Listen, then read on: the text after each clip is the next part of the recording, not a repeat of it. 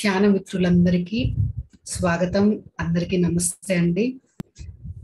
ముందుగా మన గురువు గారైన వంశీ మాస్టర్కి హృదయపూర్వకంగా ఆత్మ ప్రణామాలు తెలియజేసుకుంటూ ఈరోజు మనం వారాహి నవరాత్రులలో 7వ రోజుకు వచ్చేసాం.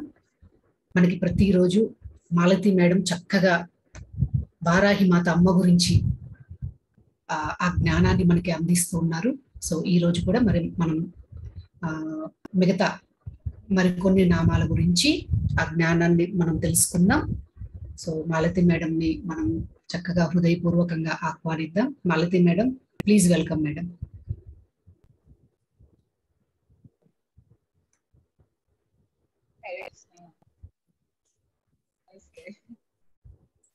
Okay friends, thank you Andy. Thank you very much Smita ma'am for inviting me to this class. అలాగే ముందుగా గురువందనం చేసేసుకుందాం. గురువందనం చేసుకొని అప్పుడు మనం స్టార్ట్ చేసేద్దాం.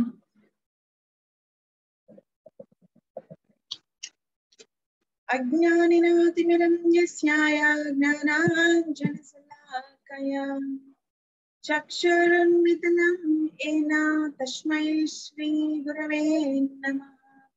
నమో విష్ణుపాదాయ కృష్ణవేశ్చాయ భూతలే నమస్తే భక్తివేదాంత స్వామి నామే నయతి. నమస్తే సారస్వతీ దేవి గౌరవాణి ప్రచారిణి నిర్విషేద శూన్యవాద్య పాశ్చాత్య దేశధారిణి. శ్రీ కృష్ణ చైతన్య ప్రభు నిత్యానంద శ్రీ అద్వైత గదాధర శ్రీవాసాది గౌర భక్త బృంద. హరే కృష్ణ కృష్ణ కృష్ణ కృష్ణ హరే హరే, హరే రామ రామ రామ హరే హరే. హరి బోల్. ధ్యాయేత్ సదా హృదయ పద్మ సుఖాసన స్థానం సచ్చిన్మయీం సకల ధర్మ సమన్వయా త్వాం శ్రీరామకృష్ణ చరితామృత పుణ్యపురాం శ్రీ శారదాం త్రిజగదాం జననీం శరణ్యా. నా గురువులకు ప్రణామాలు చేస్తూ, గురు మండల్లో ఉన్న సకల గురు చైతన్యానికి ప్రణామాలు చేస్తూ, పరమ గురు పత్రి సార్కి, స్వగురు వంశీ సార్కి ఆత్మ ప్రణామాలు తెలియజేస్తూ, thank you friends, thank you all అండి. అలాగే స్మితా మ్యామ్ కి థ్యాంక్ యూ ఫర్ ఇన్వైటింగ్. నాకు ఆపర్చునిటీ ఇచ్చారు, నాకు తెలిసిన జ్ఞానాన్ని 100 మందికి పంచడానికి అనేది. ఇట్స్ సో బ్యూటిఫుల్ ఆపర్చునిటీ అండి. సో అటువంటి ఆపర్చునిటీ ఇచ్చిన మీ అందరికీ కూడా thank you very much. So ఈ రోజు మనం అమ్మ గురించి చెప్పుకునేటప్పుడు దగ్గరకు వచ్చేస్తున్నాము అని అనిపిస్తున్నప్పటికీ కూడా ఎప్పటికైనా ముగించాల్సిందే కదా. సో ఈ రోజు ఏం చెప్పుకుందాము అంటే వార్తాళి మహాసేన. ఈ 2 నామాలు అంటే ఈ 2 నామాల్లో ఉన్న దాగి ఉన్న శక్తి ఇక్కడ మనం ఎలా చెప్పుకుంటున్నాము. ముందుగా అమ్మ గురించి చెప్పుకున్నాం.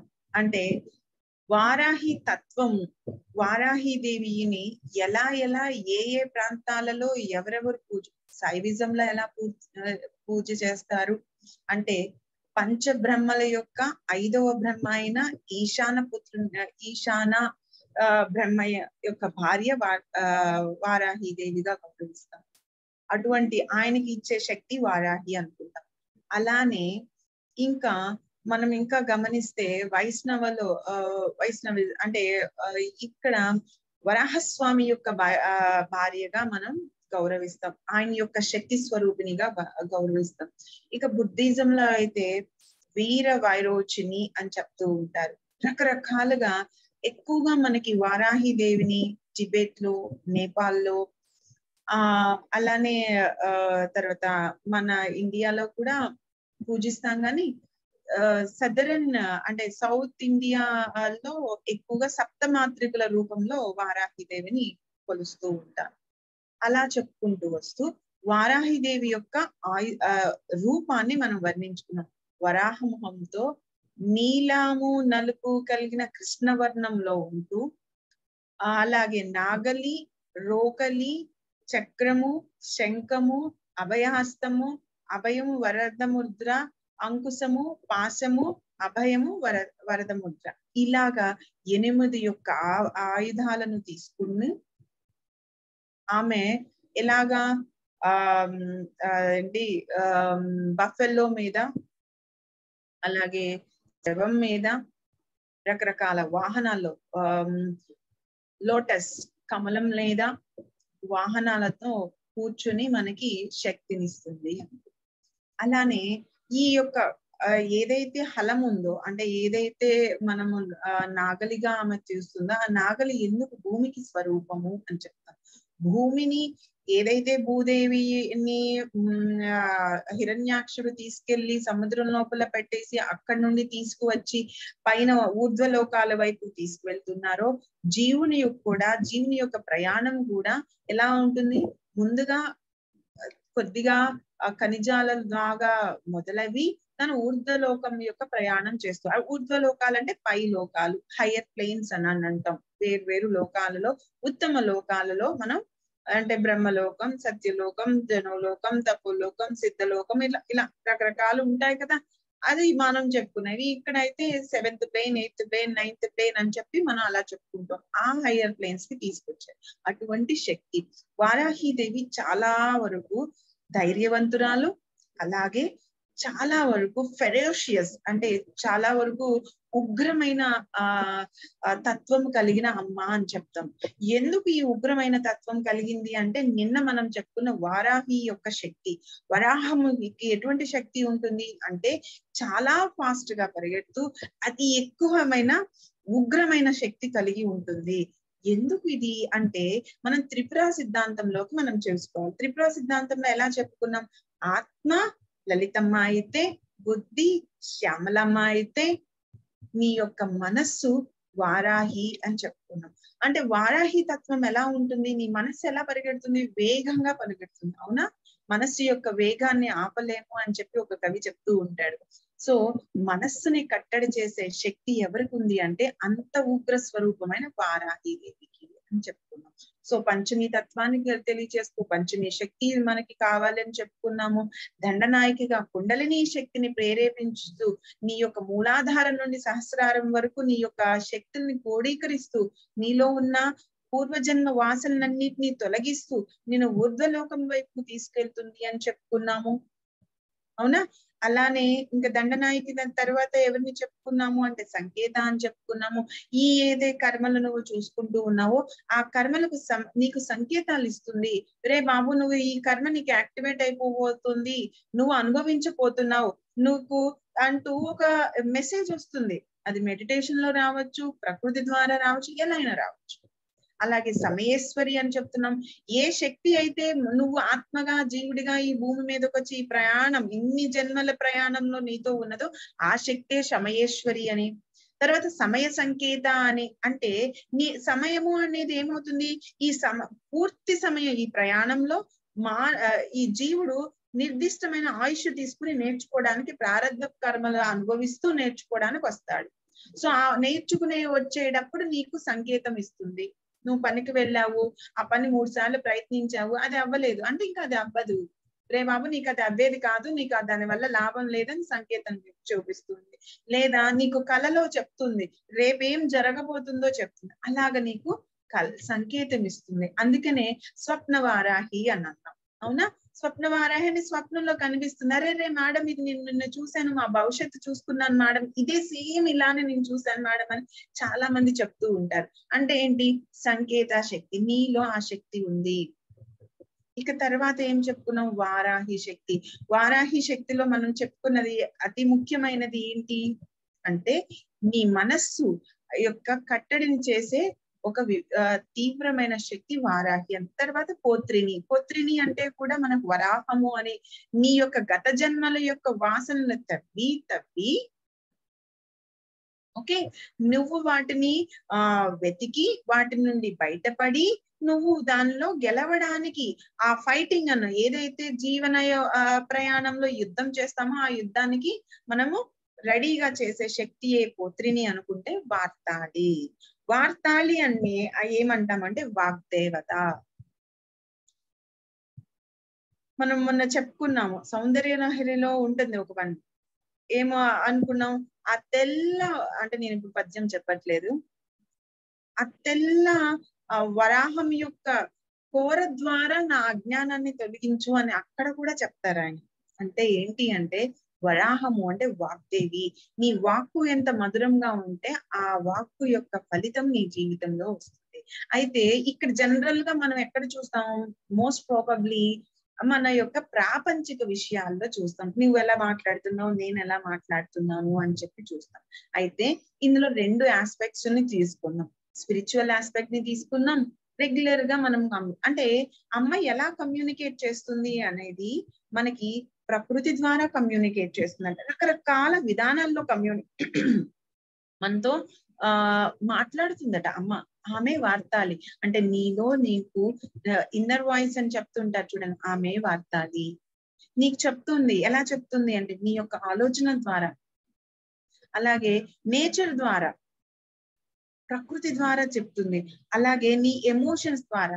కొంతమందికి ఇంట్యూషన్స్ అంటే సాధారణంగానే నాకు ఇలా అనిపిస్తుంది అనే ఆ common 6th sense radar activate అవుతుందని సార్ చెప్తూ ఉంటారు చూడండి, అలాగా మనకి తెలియచేస్తూ ఉంటుంది. ఇది ఆధ్యాత్మిక కోణంలో.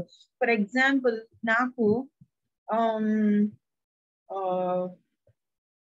నేను యాక్చువల్లీ ఒకసారి క్లాస్ చెప్తూ ఉన్నాక అక్కడికి వచ్చినప్పుడు జనరల్ గా ఎలా ఉంటుంది అంటే, నేను క్లాస్ చెప్పేటప్పుడు నాకు తెలిసిన జ్ఞానాన్ని, ఆత్మ జ్ఞానాన్ని జోడించి తత్వం వైపుకు తీసుకువెళ్తాను. పూర్తిగా ఆత్మ జ్ఞానాన్ని చెప్పను, అలానే పూర్తిగా భౌతిక జ్ఞానాన్ని చెప్పను. ఎందుకంటే జీవుడుగా నేను సంసారంలో ఉండి నా పిల్లల్ని చూసుకుని, నా అత్తమామని చూసుకుని, నా ఉద్యోగం చూసుకుని, నాకు ఎంత డబ్బు కావాలో చూసుకుని, నా ప్రతి ఒక్కదాన్ని నేను చూసుకోవాలి. అలానే నా ఆత్మ యొక్క ప్రయాణంలో నన్ను నేను ఆ ఉన్నతిగా తీర్చిదిద్దుకోవడం, నా గుణాలను పరివర్తన చేసుకోవాలి. అంటే ఏంటి, భూలోకం శాంతం వదిలేసి నేను ఆత్మని అని కూర్చుంటే నాకు తెలిసి నా ఉద్దేశం ప్రకారం ఎలా అవుతుంది? అవ్వదు కదా. ఆత్మకి చావు లేదు, ఆత్మకి ఆకలి లేదు, ఆత్మకి దుఃఖం లేదు, ఆత్మకి సుఖం లేదు, ఆత్మకి ఏమీ అంటదు. కానీ జీవుడుగా నీలో ఉన్నారు ఆత్మ.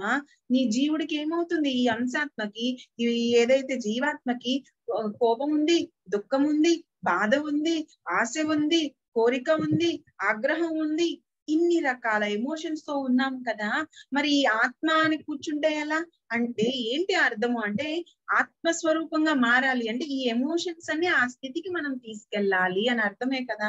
అప్పుడు ఈ ప్రాక్టికాలిటీని మనం అర్థం చేసుకుంటూ వెళ్ళాలి కదా. సో ఇక్కడ నువ్వు మాట్లాడాలి. అయితే ఈ మాట్లాడేటప్పుడు నా ఎగ్జాంపులే నేను చెప్తాను. సాధారణంగా సబ్జెక్ట్ విషయంలో కానీ, ఎదుటి వాళ్ళ విషయంలో కానీ త్వరగా నేను తొందరపడి మాట్లాడను. కానీ నా అనుకునే వాళ్ళ విషయంలో ఏం చేస్తాను అంటే, కొంచెం అతిగా పోయి ఎక్కువగా వాళ్ళతో అనుబంధాన్ని పెంచేసుకుంటూ, వాళ్ళు ఇలా ఉంటే బాగుంటుంది, అలా ఉంటే బాగుంటుంది, ఇలా చేస్తే వాళ్ళకి బాగుంటుందేమో, ఇలా చేస్తే వాళ్ళకి మెరుగవుతుందేమో అనే ఆలోచనలు నాలో వచ్చి అవి వాళ్ళకి చెప్తూ ఉండడం వల్ల ఏమవుతుంది అంటే, వాళ్ళకి అది బాధ కలిగించొచ్చేమో, మనకి తెలియదు కదా. మన ఉద్దేశం కరెక్ట్ అయి ఉండొచ్చు, మన భావం కరెక్టే అనవచ్చు, నువ్వు నా అని అనుకున్నొచ్చు, ఎదుటివాడు నిన్ను నా అనుకోవాలి కదా. అనుకోనప్పుడు ఏమవుతుంది అంటే, మనం ఎంత ప్రేమగా చెప్పినప్పుడు కూడా అది స్వీకరించడం అనేది వాళ్ళకి అవ్వదు, నమ్మలేరు ఆ మాటని. మనం నిజంగా చెప్తున్నామా లేదా ప్రేమగా చెప్తున్నామా అని నమ్మలేరు. అప్పుడు ఏంటి, మనం చెప్పడం తప్ప మేడం అని మీరు అడగచ్చు. అప్పుడు మౌనం అంతే. మనం ట్రై చేసాం, 3 సార్లు చెప్పాం, మూడోసారి కామ్ అయిపోవడమే, మౌనం. నేను సాధారణంగా అలాగే చేస్తా. అంటే కామన్ గోల్ కోసం నేను ట్రై చేస్తా. ఉత్తమమైన ఏదైనా సరే, నలుగురు పని చేస్తూ ఉన్నా ఆ నలుగురిలో ఉత్తమమైనది రావాలి అని పనిచేస్తా. ఇంట్లో అయినా, నేను చదువుకునే పుస్తకంలో అయినా సరే ఉత్తమమైన జ్ఞానాన్ని స్వీకరించాలి, ఆ స్థితి దాకా నేను చదవాలి అనే ప్రయత్నం చేస్తూ ఉంటా.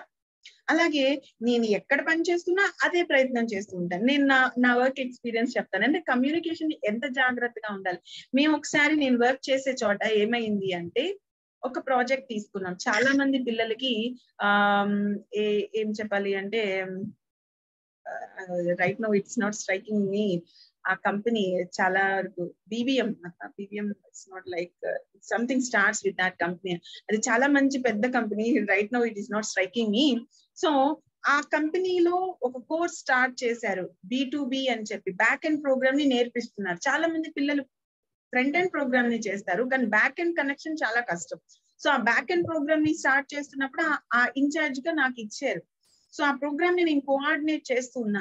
అది నేను ఎలా ఆలోచించాను అంటే, అది పెద్ద కంపెనీ, ఆ కోర్స్ సర్టిఫికేషన్ వస్తుంది. ఆ సర్టిఫికేషన్ వల్ల ఒక రెజ్యూమ్ లో పెట్టుకోవడం వల్ల పిల్లవాడికి ఉపయోగపడుతుంది. అండ్ మోర్ ఓవర్ వాడు 4th year కి వెళ్ళినప్పుడు ఆ ప్రాజెక్ట్ చేస్తే వాడు చేసే ప్రాజెక్ట్ ఉత్తమంగా చేయొచ్చు. సో ఈ ప్రోగ్రామ్ లో యాజ్ మెనీ పీపుల్ ని యాజ్ ఇంక్లూడ్ చేయాలి. ఇది నా ఆలోచన. ఓకే, సో దానికోసం ఏం చేసాము అంటే, ప్రతి ఒక్క క్లాస్ కి వెళ్ళడం, కమ్యూనికేట్ చేయడం, ఈ ప్రోగ్రామ్ గురించి చెప్పడం, వాళ్ళ పిల్లల్ని ఎంకరేజ్ చేయడం చేసుకుంటూ వచ్చాం. బట్ వాట్ హ్యాపెండ్ ఈస్, అక్కడ ఏమైంది, ఇన్ఛార్జ్ నేనయ్యాను, బట్ సీనియర్ పీపుల్ ఏమనుకున్నారు, వై దిస్, ఇలా ఎందుకు చేయాలి, ఈ సర్టిఫికేషన్ లేకపోతే పిల్లలకు ఉద్యోగాలు రావా, ఈ కోర్స్ లోనే ఇంతమందిని జాయిన్ చేయాలా అంటే, అది చెప్పిన దాన్ని బట్టి, దాని యొక్క ఉపయోగాలు బట్టి ఎక్కువ మంది జాయిన్ అయ్యారు. సో సీనియర్ కి ఏమనిపించింది అంటే, ఆటోమేటిక్ గానే ఒక రకమైన అంటే ఆ మిస్కమ్యూనికేషన్ జరిగిపోతూ ఉంటది కదా. సో వాళ్ళు ఏమనుకున్నా, ఇదే జరగాల, వేరే ప్రోగ్రామ్స్ ద్వారా మనకి జరగవా, మనం ఇప్పటి వరకు ఈ ప్రోగ్రామ్స్ చేయించలేదా, ప్లేస్మెంట్స్ రాలేదా, అండ్ దెన్ చెప్పేసి there was a little distraction వచ్చింది. Then I kept calm. ఇంకా అంతే, నాకు ఇచ్చారా ఆ ప్రోగ్రామ్ లో ఎంతమంది, నేను చెప్పేది ఇంకా ఐ డెంట్ టేక్ ఓవర్, అంటే స్టెప్ తీసుకోవాలి, కమ్యూనికేషన్ మానేశాను. ఓకే, వాళ్ళు ఏం చెప్పారు, నాకు ఏదొస్తే అది చేసేస్తాను, నాదేముంది.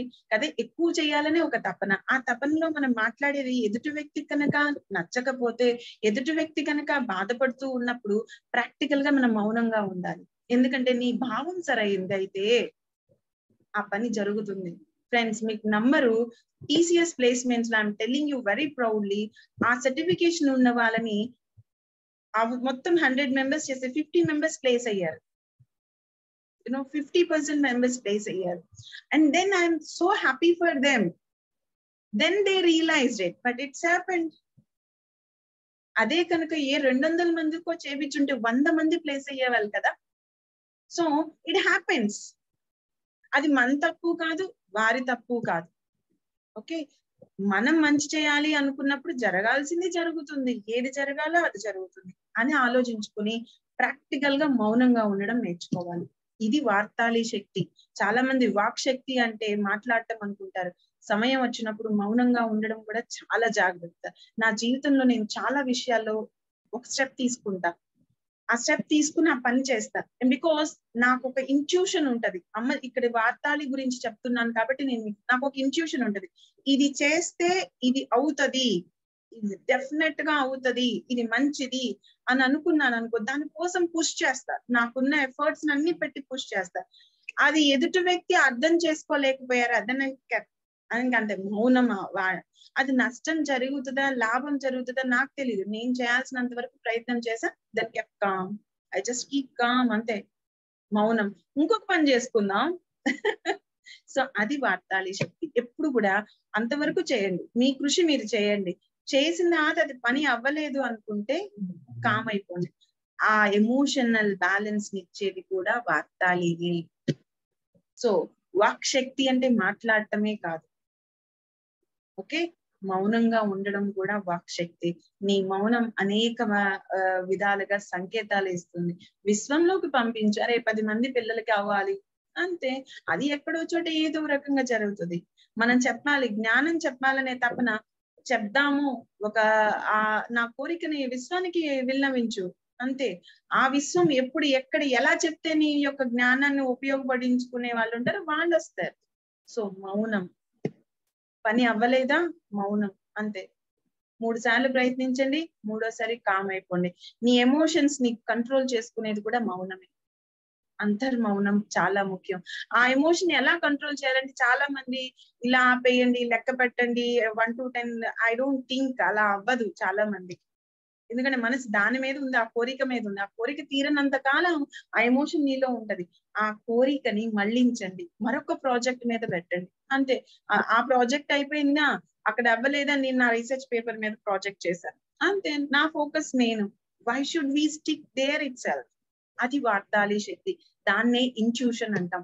బాగా గుర్తుపెట్టుకోండి. మీ ఎమోషన్స్ ని, మీ మాటని, మీ శక్తిని అమ్మ ఏం చేస్తుందంటే ప్రకృతి ద్వారా కమ్యూనికేట్ చేస్తుంది, నీ భావాల ద్వారా కమ్యూనికేట్ చేస్తుంది. అందుకనే స్పిరిచువల్ గా ఇంకొక రకంగా ఏం చెప్తుందో తెలుసా వార్తాలి అమ్మ? నీ ముసుగు ఉంటుంది కదా, మాయ అనే ముసుగు ఉంటుంది కదా, ప్రేమ అనే ముసుగు ఉంటుంది కదా, అటాచ్మెంట్ అనే ముసుగు ఉంటుంది కదా. మనం ఏదో వాళ్ళకి ప్రేమగా చేస్తున్నాం అని మనం అనుకుంటాము, వాళ్ళు ఇది ఏదో చాలా పెద్ద భారము బరువు అని అనుకుంటారు. అవసరమా? మాయ తొలగించుకోండి అంతే. అది ఇంట్లో అయినా బయట అయినా ఆత్మ ప్రయాణమైనా అయితే దీనన్నిటికీ సింపుల్ సొల్యూషన్ ఒక్కటే. ఇక్కడ అమ్మ ఏం చెప్తుందో తెలుసా? సత్యాన్ని దర్శించండి. సత్యం ఏంటో తెలుసా? ఎన్నడూ ప్రయాణం ఆపకూడదు. ఎన్నడూ ప్రయాణం ఆపకూడదు.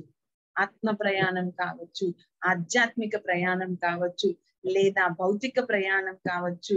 ఓటమి పాలైనప్పటికీ, కింద పడినప్పటికీ లేచి నిలబడి నిన్ను నువ్వు సరి చేసుకుంటూ, ఎందుకు కింద పడ్డాము అని ఒక అవగాహన చూస్తూ, ఏ ఎమోషన్ నిన్ను ఎక్కువగా ఆపేస్తుందో నువ్వు అవగాహన తెచ్చుకుంటూ ముందుకు నడు. నెమ్మదిగా పడుతుంది, పర్లేదు. 10 సంవత్సరాలు పడుతుంది, పర్లేదు. మనకి ఎంతమంది లేరండి 60 సంవత్సరాలకు కానీ మోడీ గారు ఎంత చిన్నప్పటి నుండి చేస్తే గానీ ఈ రోజు ప్రైమ్ మినిస్టర్ అవ్వలేదు. ఈ రోజు చేసాం, రేపు మనం పెద్దవాళ్ళం అయిపోవాలంటే ఎలా కుదురుతుంది? ఓటు పట్టండి. దానికనే మేము చెప్పేవాళ్ళం, short term goals, long term goals అని పెట్టుకోమనండి. 10 సంవత్సరాలు సాధన చేయండి. After 10 years you see in a different way. అందుకని నీ ఫోకస్ ఎప్పుడు కూడా నీ యొక్క లక్ష్యం మీద, నీ గమనం మీద ఉండాలి. ఈ ఎమోషన్స్ అన్ని మధ్య మధ్యలోనే ప్లే చేస్తాయి, కానీ నీ పూర్తి ఎమోషన్ ఎక్కడ ఉండాలి? సత్య దర్శనం మీదే ఉండాలి, నీ యొక్క ఆత్మ ప్రయాణం మీదే ఉండాలి. నిన్ను నువ్వు మలుచుకోవాలి. ప్రపంచం మొత్తం కూడైపోయినివ్వండి, నీ మనస్సు, నీ భావం నీది స్వచ్ఛమైతే ఏది నీ మీద పనిచేయదు. That's true. అదే వార్తాలి శక్తి. అందుకనే మనకి చెప్తారు రక్త వార్తాలి అంటారు. నీ మనస్సు, నీ మైండ్ అంటే నీ మనస్సుని, నీ హృదయాన్ని కలిపి అనుసంధానం చేసే శక్తి.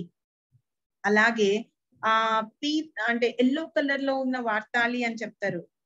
మాసెస్ ని రూల్ చేసే కెపాసిటీ, వాక్ శక్తి. ఈ రోజు ఈ మాట ఎంతో మందికి చేరుకోగలుగుతుంది.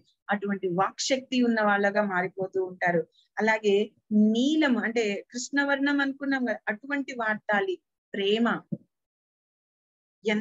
నాకు తెలిసి నేను వర్క్ చేసేటప్పుడు సో మెనీ ఇన్సిడెంట్స్ అండి, సో మెనీ ఇన్సిడెంట్స్ దట్ నేను ఒక్కొక్కసారి గుర్తు తెచ్చుకుని చెరిష్ చేస్తాను. Because that's how I worked. నేను పని చేస్తే అంత ప్యాషన్ గా, అంత ప్రేమగా, ఎదుటివాడికి ఉపయోగపడాలనే ఒక you know that kind of force ఉంటుంది, driven force that drives me a lot. నాకు ముందుకు తీసుకెళ్తూ ఉంటుంది. So I still remember it when I'm moving from one engineering college to an university మారుతూ ఉన్నాను ప్రమోషన్ వచ్చినప్పుడు. ఆ సెట్ ఆఫ్ స్టూడెంట్స్ అందరూ నా ల్యాబ్ లోకి వచ్చి they were like literally crying అండి. ఆ బ్యాచ్ నాకు ఇంకా కళ్ళ ముందు ఉంటుంది, మేడం వెళ్ళొద్దు అని చెప్పి. That's how the love will be అండి.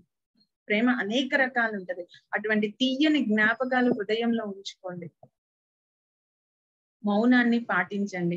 అలాగే అమ్మ రకరకాల విధానాల్లో మనతో కమ్యూనికేట్, నేచర్ ఎలా ఆ కమ్యూనికేషన్ శక్తే వార్తాలి. గుర్తుపెట్టుకోండి. ఒక్కొక్కసారి మౌనం కూడా నీకు కమ్యూనికేట్ చేస్తుంది, ప్రకృతి నీకు కమ్యూనికేట్ చేస్తుంది, నీ ఆలోచన నీకు మనం ఎన్నోసార్లు మొన్న కూడా చెప్పాను, సంకేత అని మెసేజెస్ వస్తాయి. సమయానుకూలంగా నువ్వు ప్రవర్తించి ఉండాలి.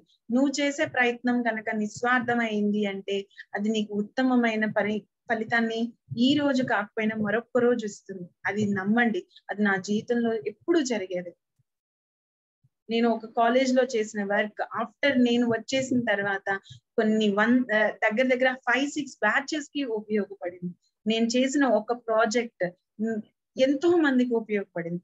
మేబీ వాళ్ళు గుర్తుండించుకోవచ్చు, గుర్తుండకపోవచ్చు. కానీ ఎప్పుడైనా ఒకళ్ళు ఎదురైనప్పుడు మేడం నేను అది యూజ్ చేశాను, మీరు అది నాకు క్రియేట్ చేశారు అని చెప్పి వాళ్ళు చెప్తూ ఉన్నప్పుడు ఆ కలిగి ఒకరికి ఉపయోగపడే పని మనం చేశాం కదా అని ఒక ఆనందం ఉంటుంది చూడండి, చాలు. అలా మనం ప్రతి ఒక్కరికి ఉపయోగపడాలి, అటువంటి పనిని చేయాలి అని ఆలోచించండి. కానీ సమయానుకూలంగా ఆ పని అవ్వాలి అనే తపన మాత్రం ఉండాలే తప్ప అక్కడ 3 సార్లు ప్రయత్నించి ఆ పని అవ్వనప్పుడు ఆపేయండి. Stop your self and look for another alternative. ప్రపంచం చిన్నది కాదు కదా.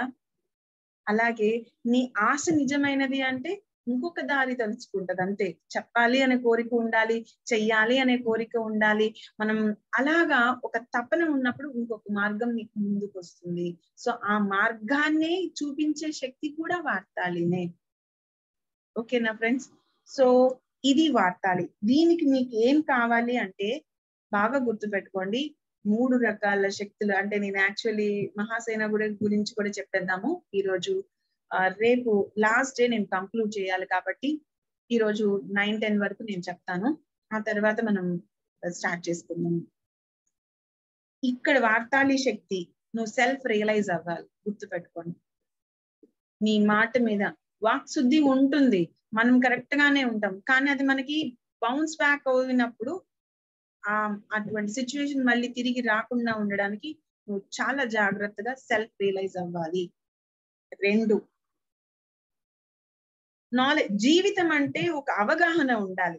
అప్పుడు మాత్రమే ఏమవుతుందో తెలుసా, ఆ అవగాహన, జీవితం అంటే అవగాహన ఉన్నప్పుడే ఈ జీవన బంధాల నుండి విముక్తి అవుతాం. ఎలా అండి, అవగాహన ఉంటే ఇంకా ఎక్కువ లేదండి. నిజంగా ఎప్పుడైతే అవగాహన ఉంటుందో ఓకే అని అనుకుని ఆ అవగాహన నిన్ను ఈ బంధాల నుండి విముక్తి చేస్తుంది.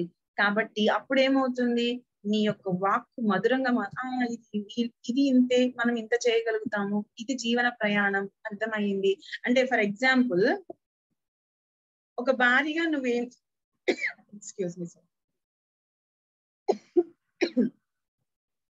లేదా నువ్వు ఒక భార్యగా నువ్వేం చేయాలి, ఒక ఎంప్లాయీగా నువ్వేం చేయాలి, నీ యొక్క జీవితంలో నీ బాధ్యత ఏంటి అని ఒక అవగాహన కలిగి ఉన్నప్పుడు, నీ ప్రయాణం మీద నీకు అవగాహన కలిగి ఉన్నప్పుడు నీకేం చేస్తుంది, చుట్టూ ఉన్న విమర్శల మీద నుండి నీ మనస్సు పోదు, ఎవరేం చేస్తున్నారో నీ మనస్సు పోదు.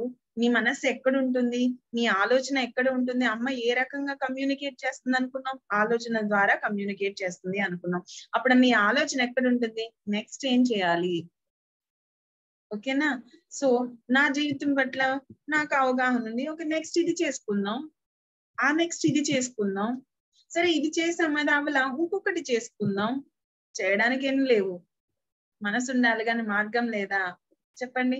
అలాగా నిన్ను నువ్వు ఆలోచించుకున్నప్పుడు, ఎప్పుడైతే జీవితం పట్ల నీకు పరిపూర్ణమైన జ్ఞానం ఉంటుందో నువ్వు విముక్తుడివి అయిపోతావు. 2వది, ఇది బాగా గుర్తుపెట్టు. అంటే మీకు జ్ఞానం లేదు నా జీవితం పట్ల అంటే నువ్వు విముక్తుడు అవ్వలేవు. నెక్స్ట్, మన యొక్క ప్రతి ఒక్క ప్రశ్నకి సమాధానం దొరుకుతుంది. అవునా కాదా అండి? ఈ సత్సంగంలో చేస్తూ ఉన్నప్పుడు, మీరు క్లాసెస్ వింటూ ఉన్నప్పుడు మీకు ఎన్నో ప్రశ్నలకి సమాధానం దొరికిందా లేదా? కానీ ఆ సమాధానం నిజమైన ఆన్సర్ అని చెప్పి మీరు పట్టుకుని ఉండకుండా ఏం చేస్తారు, మళ్ళీ వెనక్కి వెళ్ళి అదే సిచ్యువేషన్ లో కూర్చుని ఉంటారు. బాధపడతారా లేదా? అది ఆ క్షణాలని తగ్గించండి, బాధపడే క్షణాలని తగ్గించండి, బాధపడే సమయాన్ని తగ్గించండి. ఆ సమయం ఎక్కడ ఉండాలి, ఇంకొక గోల్ మీద ఫోకస్ అయ్యి ఉండాలి. అప్పుడు నీకు ఇది ఆటోమేటిక్ గా ఆ ఎమోషన్స్ అన్ని అది అచీవ్ చేయడానికి, అందులో ఉన్న రుచిని చూడడానికి వెళ్ళిపోతుంది. అందుకనే రామతారక మంత్రాన్ని ఎంతో రుచి ఎందుకని అంటారో తెలుసా? రాముడు ప్రతి ఒక్క జీవితంలో ఉన్న ప్రతి ఒక్క పనిని చేసుకుంటూ వెళ్ళాడు. చూడండి, నాన్న పంపించినన్నాడు, గురువు గారు వచ్చారు, విద్యను నేర్చుకోవాలి. ఆ విద్య నేర్చుకునేటప్పుడు విశ్వామిత్రుడు ప్రాక్టికల్ నాలెడ్జ్ ఇచ్చారు. వశిష్ఠుల వారు థియరీ నాలెడ్జ్ ఇస్తే మీకు ఉంటుంది కదా, థియరీ నాలెడ్జ్ ఇస్తే విశ్వామిత్రుడు వారు ప్రాక్టికల్ నాలెడ్జ్ ఇచ్చారు.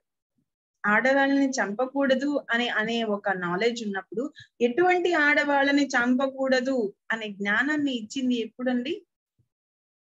విశ్వామిత్రుల వారే కదా. So practical. సో మీ ప్రతి ఒక్క మీ ప్రయాణం ఏం చేస్తుంది, ఈ జీవన ప్రయాణంలో మీ లోపల ఉన్న ప్రతి ఒక్క ప్రశ్నకి సమాధానం దొరుకుతుంది. కానీ ఆ సమాధానము పట్టుకోగలిగే శక్తి నీలో ఉండాలి. అది గుర్తుపెట్టుకోండి.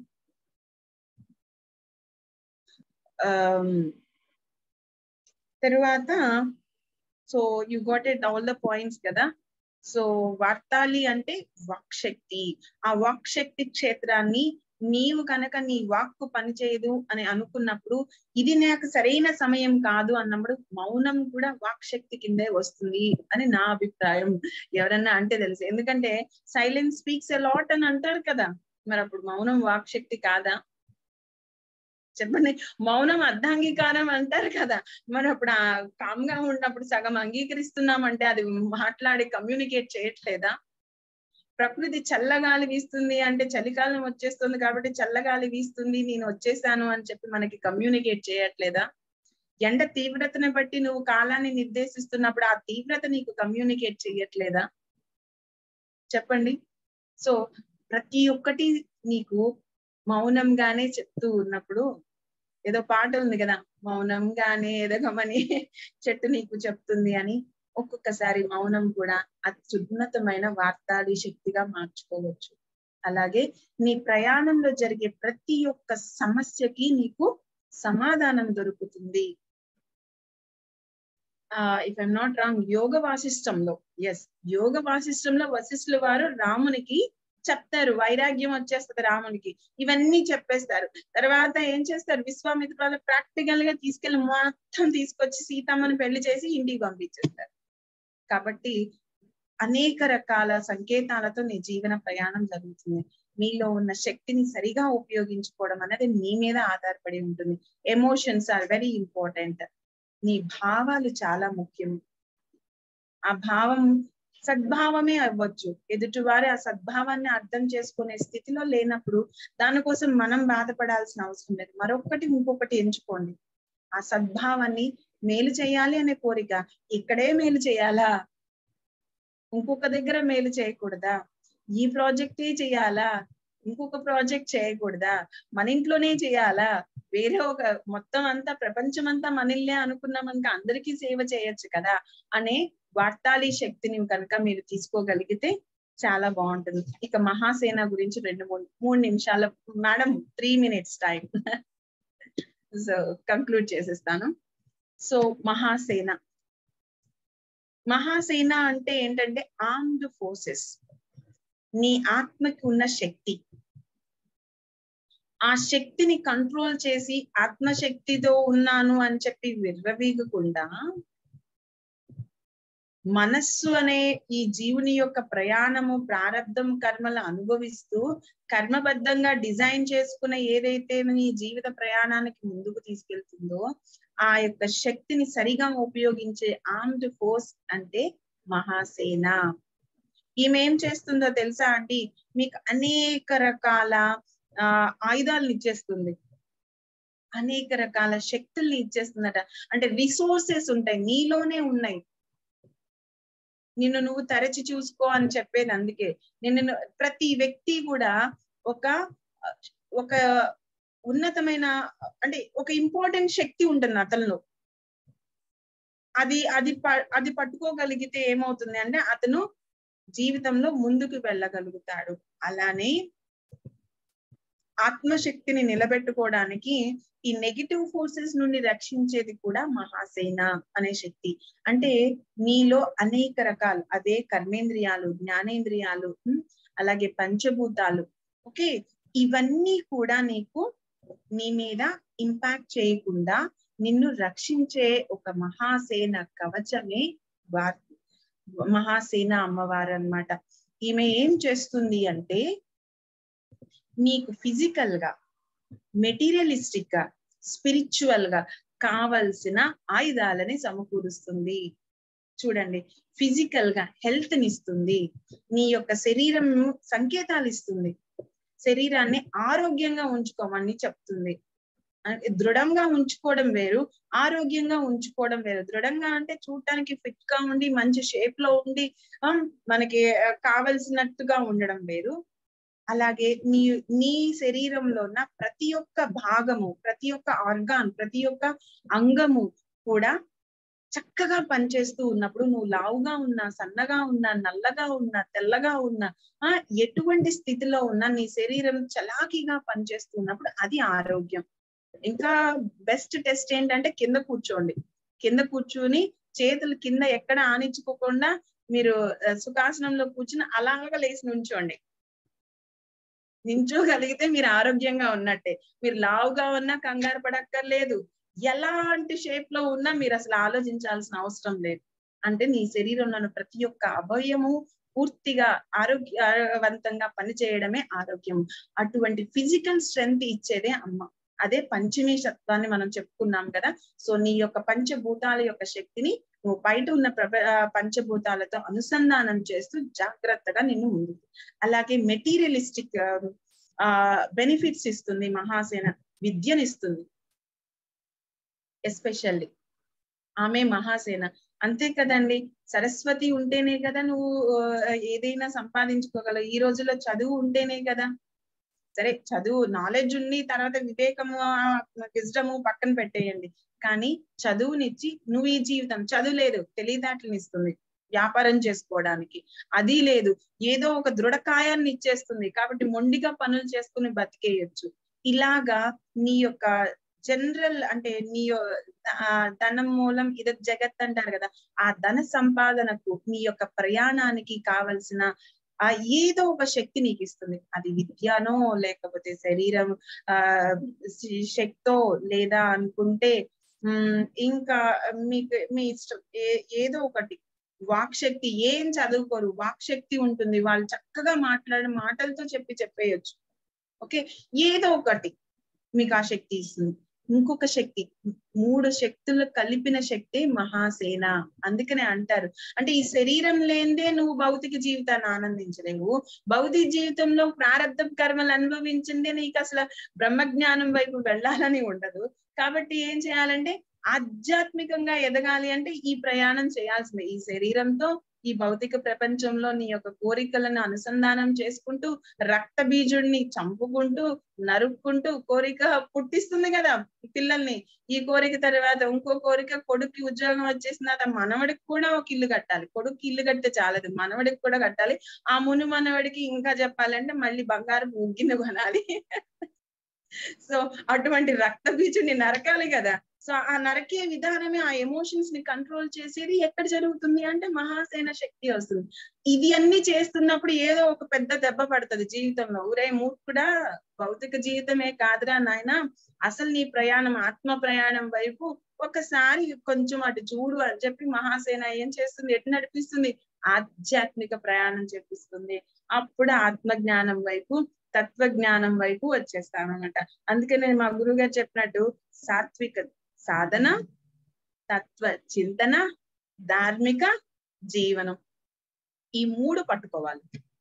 సో ఈ మూడింటికి కావలసిన శక్తిని ఇచ్చేది మహాసేన.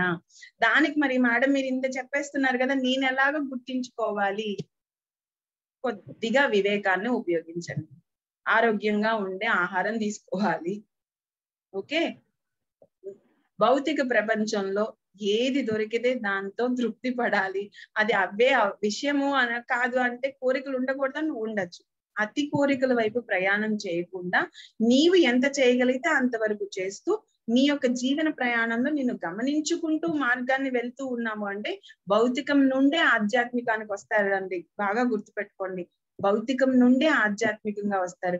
ఎప్పుడైతే ఆధ్యాత్మికంగా వచ్చారో నీ భౌతిక జీవితం కూడా ఆధ్యాత్మికత్వంతో నడవడం సాగవచ్చు. అప్పుడు ఆ తత్వజ్ఞానం వల్ల వస్తూ ఉంటుంది. సో ఈ 3 శక్తులు, దానికి ఏం చేయాలి? ఇక్కడ సార్ చెప్తారు కదా, 1 గంట ధ్యానం, సజ్జన సాంగత్యం, స్వాధ్యాయం అండ్ పంచడం. నేర్చుకునే ఏదైతే జ్ఞానం ఉందో 10 మందికి పంచడం చేయాలి. ఈ 4 ఈ మహాసేన శక్తులు బాగా గుర్తుపెట్టుకోండి. మెడిటేషన్ చేయండి, మీ వయసుకి తగ్గట్టుగా 1 hour మెడిటేషన్ చేయండి. నెక్స్ట్ ఏం చేస్తారు? స్వాధ్యాయం చేయండి. అంటే స్వాధ్యాయం అంటే నువ్వు పుస్తకం చదవడమే కాకుండా నిన్ను నువ్వు చదువుకో. నీకు ఏ గుణాలు ఉన్నాయి, ఏ గుణాలు లేవు అంటూ నిన్ను నువ్వు చదువుకోవాలి. 3 ఏం చేయాలి? సజ్జన సాంగత్యం చేయాలి, చక్కగా మంచిగా ఆధ్యాత్మిక ప్రయాణంతో చేస్తున్న సాధనాజన సేవ చేయండి. ఓకే, ఇక 4 తెలిసిన జ్ఞానాన్ని 10 మందికి పంచండి. సో ఈ 4 ఆయుధాలని మీ చేతిలో పెట్టుకోండి. ఆ శక్తే మహాశయన శక్తి అవుతుంది. సో మీరు ఆధ్యాత్మికంగా ఎదుగుతూ మీ చుట్టూ ఉన్న వాళ్ళకి అటువంటి పరిస్థితులు కలుగుతూ మీ భౌతిక జీవితాన్ని పరిపూర్ణంగా ఆనందించగలిగే ఒక మార్గాన్ని మీకు మీరుగా సృష్టించుకోగలుగుతారు. ఓకేనా? సో వార్తాలి మహాసేన శక్తి గురించి మీకు పరిపూర్ణంగా అర్థమైంది అనుకుంటున్నాను. ఈ రోజు ఇక్కడికి క్లాస్ ముగించేస్తున్నాను. Thank you ma'am, thank you very much. మనం ధ్యానం చేసుకుని తర్వాత మీకు ఏమైనా క్వశ్చన్స్ ఉంటే after 10 we'll continue. Okay, thank you madam, చాలా అద్భుతంగా చెప్పారు. Thank you so much. Friends, మనం ధ్యానం స్టార్ట్ చేద్దామా? అందరూ హాయిగా సుఖాసనంలో కూర్చోండి.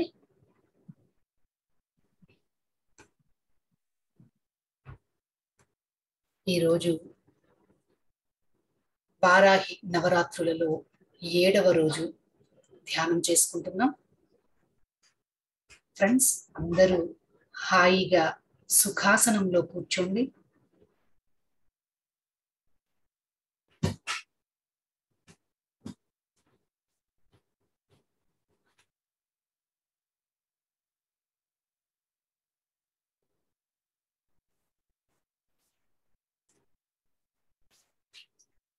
చక్కగా మీ 2 చేతుల్ని కలిపి కట్టుకోండి. చైర్లో సోఫాలో కూర్చుంటే కింద మీ కాళ్ళు 2 క్రాస్ చేసుకోండి. ఫ్రెండ్స్, ప్రశాంతంగా మీ 2 కళ్ళని మూసుకొని మీ ధ్యాసని శ్వాస మీద పెట్టండి.